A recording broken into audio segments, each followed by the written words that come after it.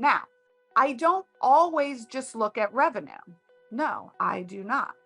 Why? Because revenue is a vanity metric, but profit is the real deal. So showing us that our profit is growing, that our net profit is up by 50% is a great sign. Our total expenses are down by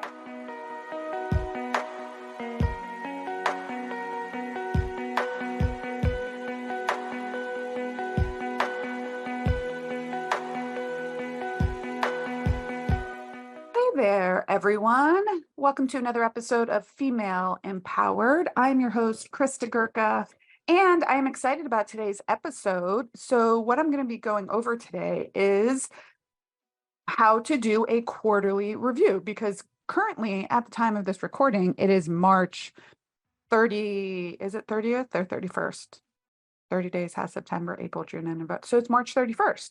And I am doing my quarterly review. So this might sound a little discombobulated because I have a lot of my reports up here and you are listening, not watching me go through my reports. So if you feel me like a little bit distracted, it's because I'm looking at all my stuff. So if you do not do a quarterly review, I really am going to encourage you to do that. And so listen to this episode so you can hear how it is that my team and I sit down and do our quarterly reviews. Okay. So the very first thing we do is we go back and we look at all of the goals that we set up prior to the beginning of this quarter, which would have been, we set them up in December for Q1. And so I'm going to pull up my scorecard right here.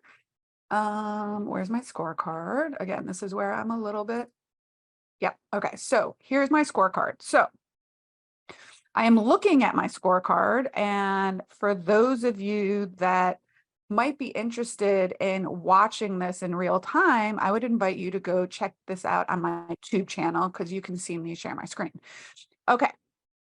So my quarterly goal for our revenue one was to be at $351,000 in revenue, and we actually hit $377,000 in revenue. So we surpassed that goal. We also, if I look at my forecast, our forecast was, well, that's what our forecast told us, it to be at 351, and we surpassed that.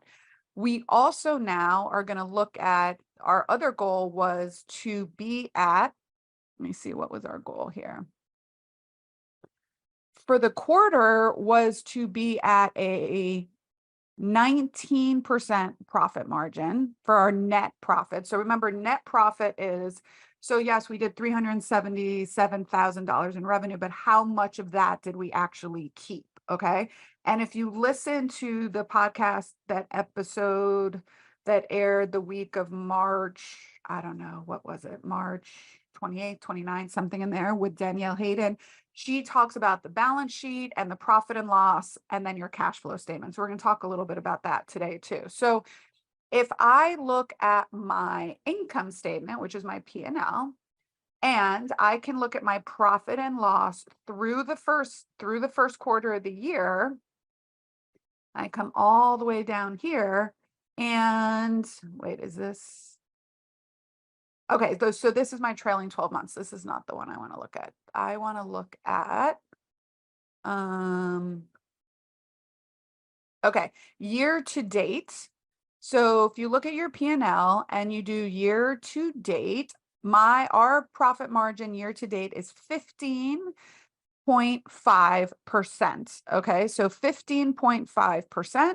And so we missed the mark on net profit by about 4%. Actually, that might not be correct. Let me look at the forecast here. So our forecast was 19% for one studio and 2% for the other. So actually we're right on target.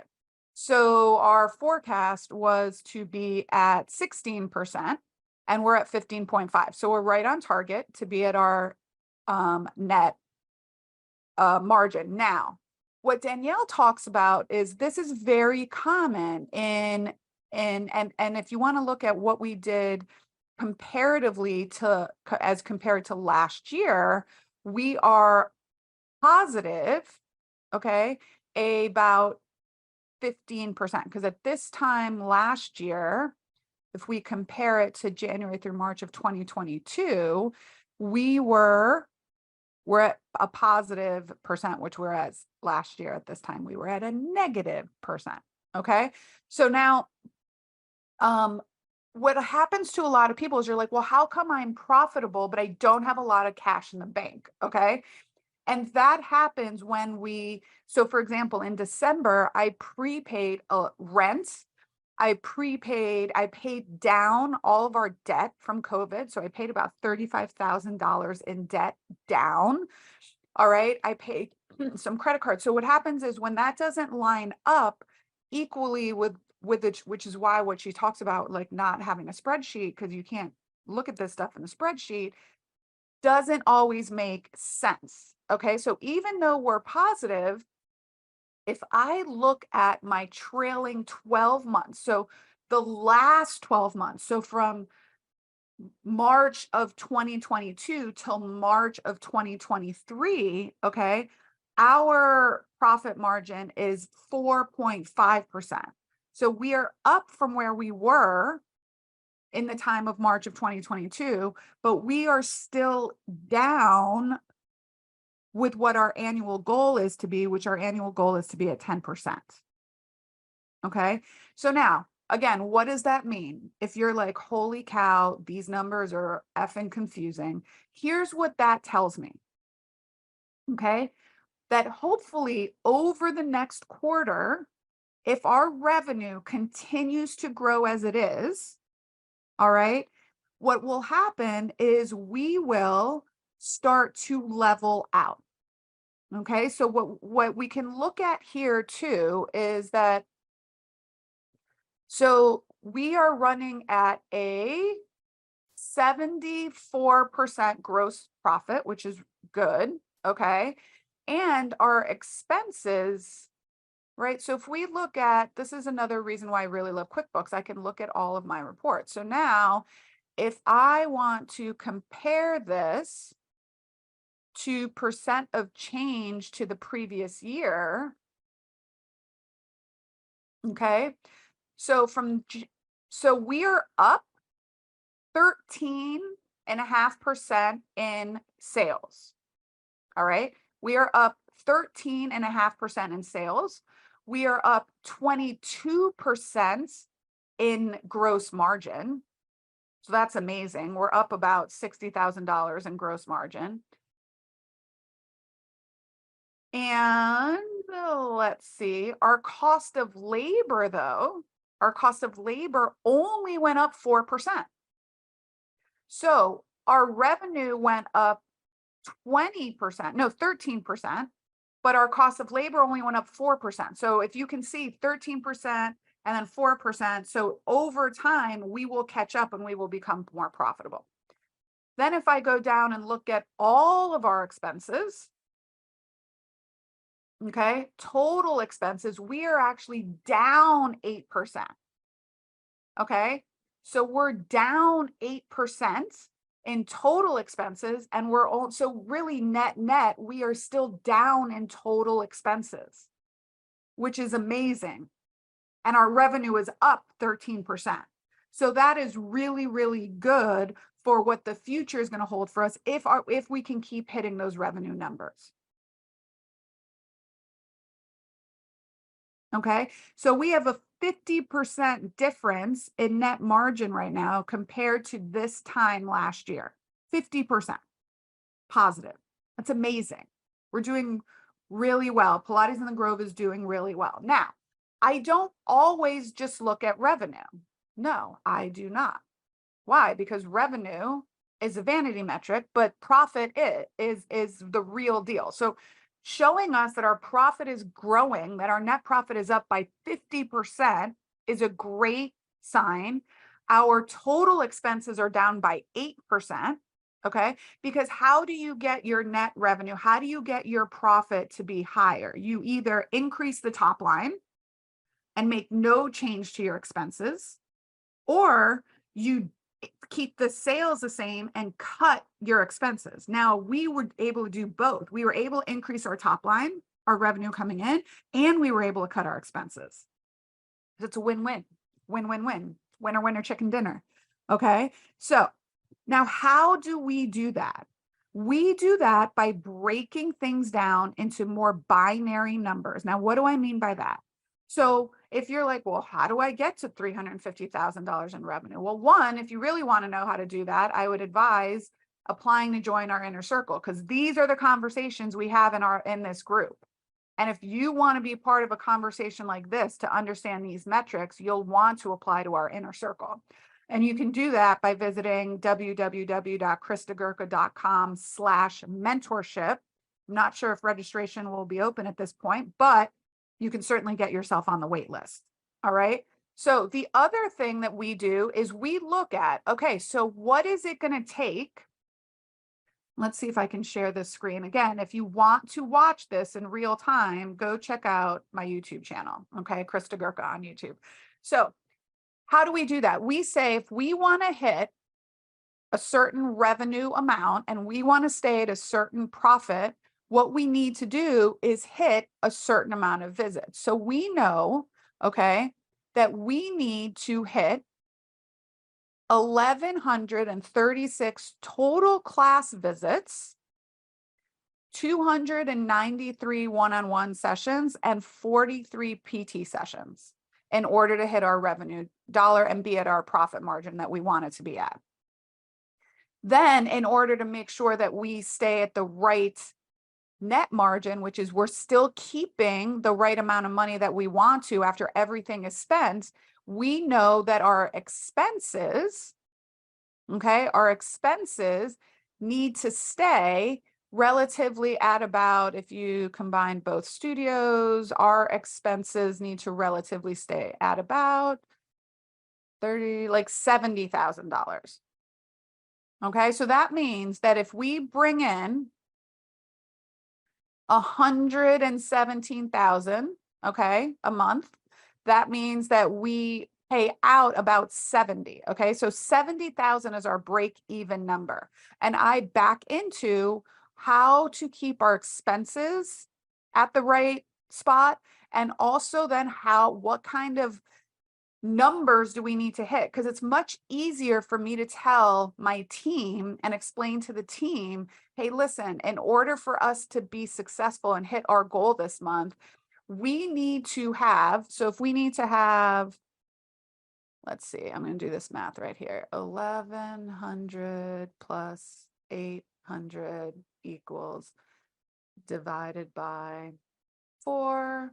Okay, we need to have 475 people, times 0.8, 380. We need to have 380 people in our group class attendance in order to hit our numbers. So then our girls, the administrators that work our concierge team, they can look, oh, are we going to hit that number? Are we going to be, we like to stay at about 400. So are we below 400? If we are, how can I get people in off the wait list? Are people canceling? So it's easier for them to look and be like, oh, I'm at 402, I'm good. Or I'm at 399, I need to get one more person in.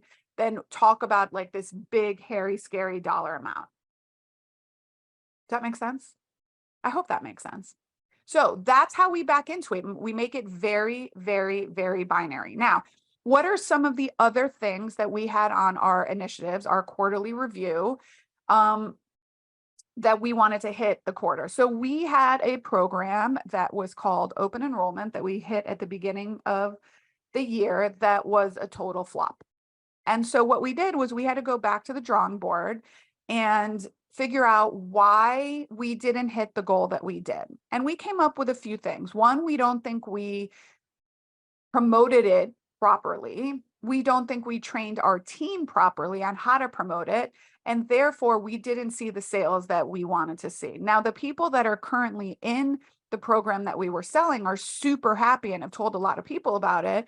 So I don't consider it a total loss because I think we're getting some good testimonials and things, but we can go back to the drawing board. And I don't really look at it like a failure. I'm like, okay, didn't do great. What can we do differently now? How did we not set ourselves up for success? Okay. The other thing that we had on our initiative was our director of studio operations came back from maternity leave. So we were getting her schedule ramped up and promoting our teacher training program. This year, we decided to launch 2 teacher training programs, one in spring and one in summer. And we were able to fill our first cohort of Pilates teacher training at Pilates in the Grove. And so that was a success. We actually implemented a new system where we promoted a wait list for a long period of time, and we were able to fill our teacher training program with the people on the wait list, which makes our work and our launch and the ads, any money we have to put behind ads and everything much more reasonable. So that was phenomenal. What else did we did have someone that ended up resigning. So we had a shuffle in a little bit of staffing. However, we were very fortunate to hire in at the end of the year. So we were able to bring on 3 team members that were available and ready and willing and able to step up into this role. We lost a full-time physical therapist.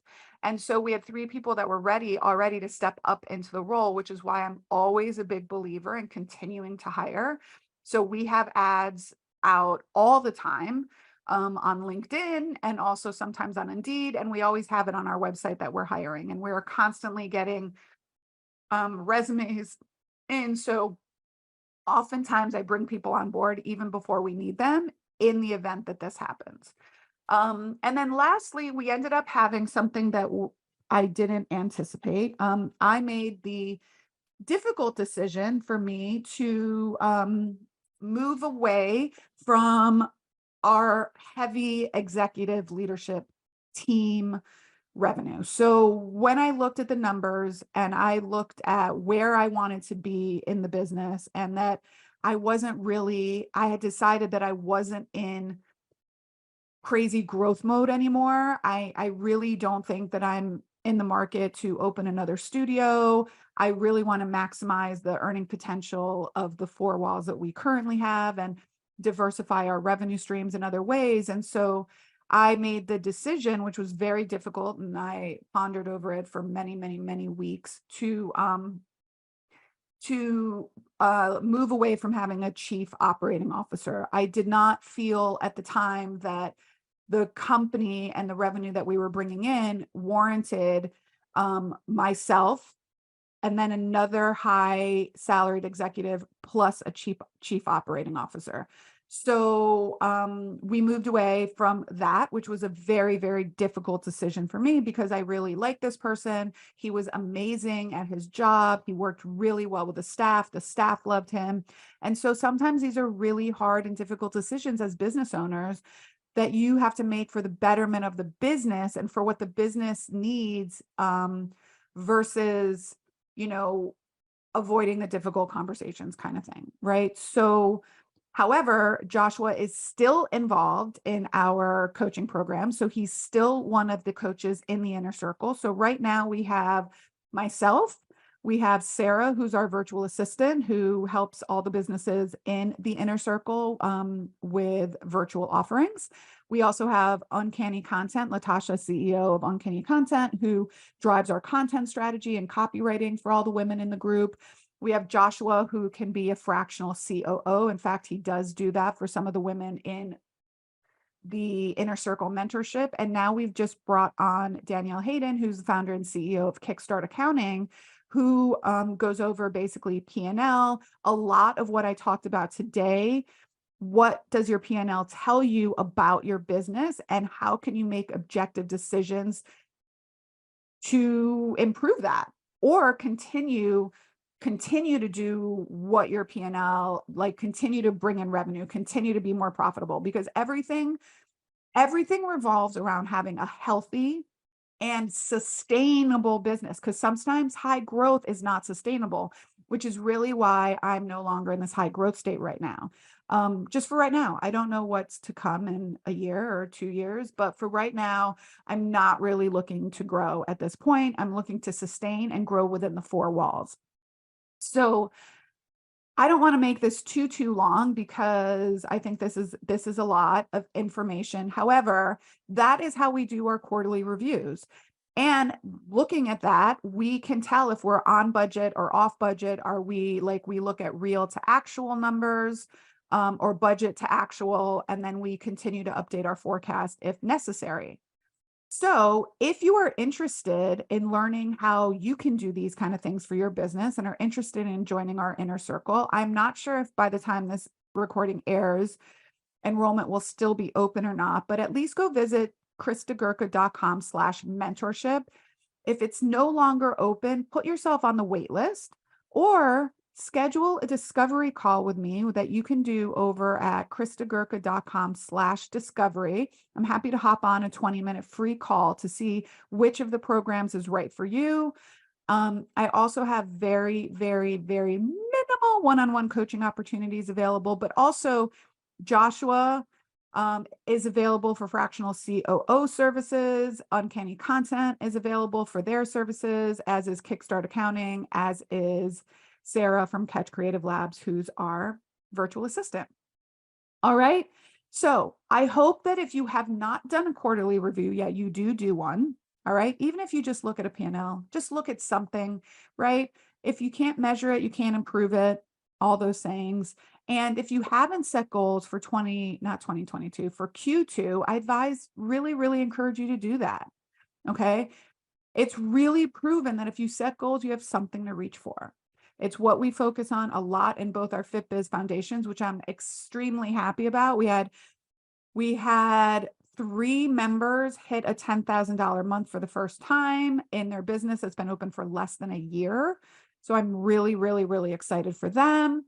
And that's all I have for you, ladies, and gentlemen, if you're listening. If you want more information on all of my programs and how we utilize this information in our business, continue to listen to this podcast and go visit my website, kristagurka.com. All right. And until next time, my friends, bye for now.